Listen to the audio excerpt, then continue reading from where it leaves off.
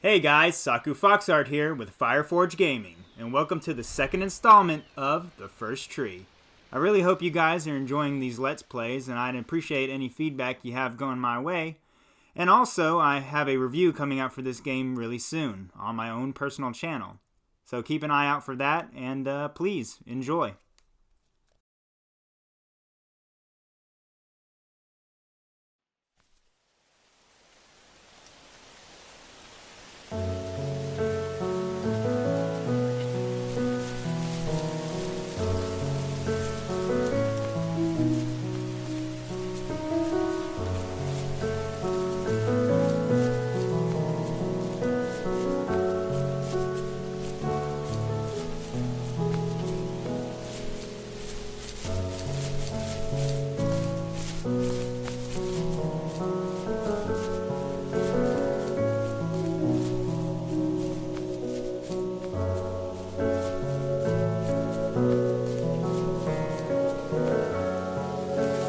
My teenage years were full of sketching, angst, and trouble.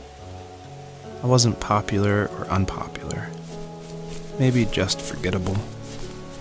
I guess that gave me a sense of freedom, so I hung out with crazy kids, doing crazy things, even though I mostly just watched the chaos in boxes, hide roadkill in people's garages, break windows of the barber shop in Anchorage. My dad was furious, but he was so busy working he couldn't do much to stop me from going out. I think being an adult means there's no one to stop you making hard decisions. He had to make a living, and he couldn't be in two places at once. Yeah, I realize that now. But at the time, I was sure he was more interested in growing his business than what was going on with me.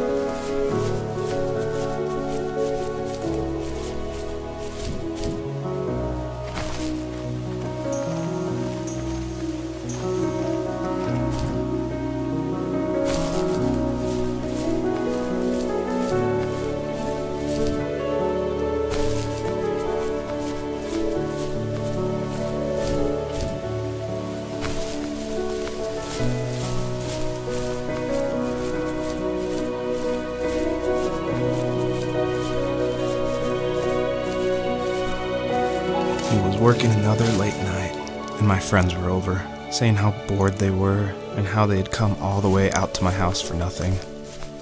One of them mentioned how that old, ugly beyond belief truck was still in the garage, and how we should take it for a spin. I was only 15, so I kind of fought it for a while. The next thing I knew, we were careening around the mountain path, rocks spitting onto the sides of the cliff, while my dad's cringeworthy bluegrass blared out the speakers. I drove while my friends were in the back of that yellow and purple truck, throwing beer bottles and trash at anything remotely interesting. Felt like I was soaring in the air with borrowed wings.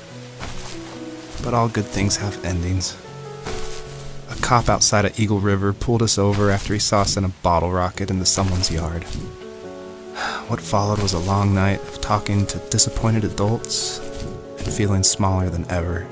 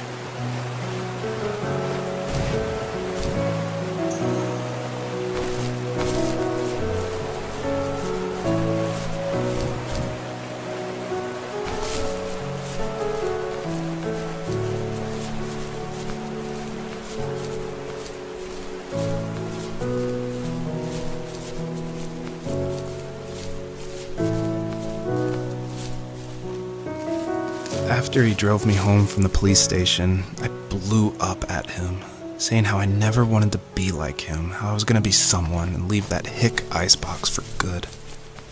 He just looked forward at the road with tired eyes. I took out that bluegrass tape from the cassette deck and chucked it out the window. In my sage teenage wisdom, I thought I had proved the ultimate point, but my dad had a different idea. He slammed the brakes, slowly bowed his head while gripping the steering wheel, and finally looked at me. All he said, like it was a polite request, was, "Make this right." I sat there in silence, fuming, but I eventually got out and combed every square inch of the woods, muttering profanity after profanity. I found it 30 minutes later, near a small waterfall off the road. I went back to the truck, put the wet tape back in, and sure enough it worked. We didn't speak another word to each other the rest of the night. Wow, I knew you were a crazy teenager, but... It's hard to believe, isn't it? It surprises me too. It's like I didn't really know who that kid was back then.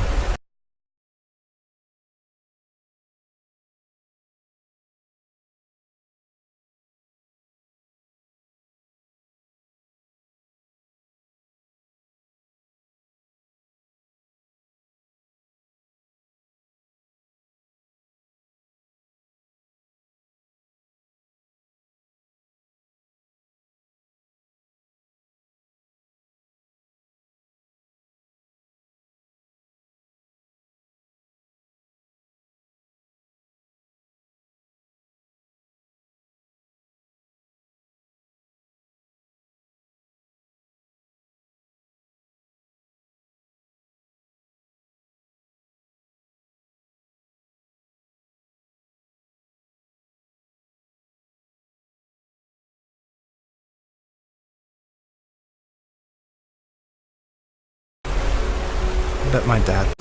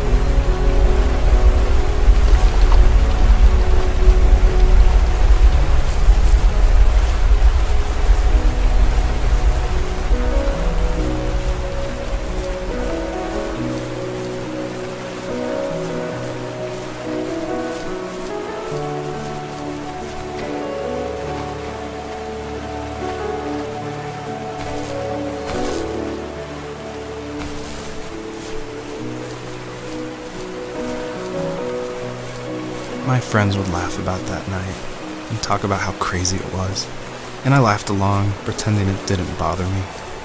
But it did. I imagined my friends growing old in the bush, unable to find that thrill in those godforsaken ice fields. It's like those mountains were a literal wall, keeping me from leaving, where all I would have to look forward to are lumber yards and evening beers. I had to climb over. That was my only goal for a long time.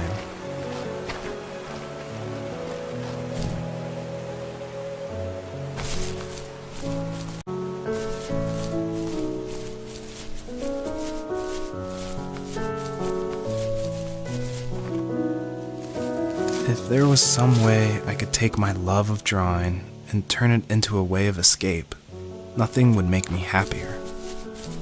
I wanted to create instead of tearing trees down. I wanted to move to the lower 48, not because I hated it there in Alaska, but I hated the idea of it. It's like all of that spite inside me had created this monster which followed me around my whole teenage years. I put so much energy into doing what others didn't expect of me. Why did I do that? There's one fact you're forgetting, though. If you didn't have that fire in you, we probably would have never met. You're absolutely right. Maybe the destination is all that matters in the end. But then why am I awake? Why am I seeing this fox go on her journey? And why can't I stop thinking about my dad? Hey guys, thanks for watching. I hope you enjoyed it. I have more videos of The First Tree coming out soon, so make sure you hit the subscribe button and the bell icon to stay up to date with all your Fireforge Gaming videos and news. Also, I have a review for The First Tree coming out on my own personal channel, which I'll put in a link in the description below. You guys take care, and I'll see you on the next one.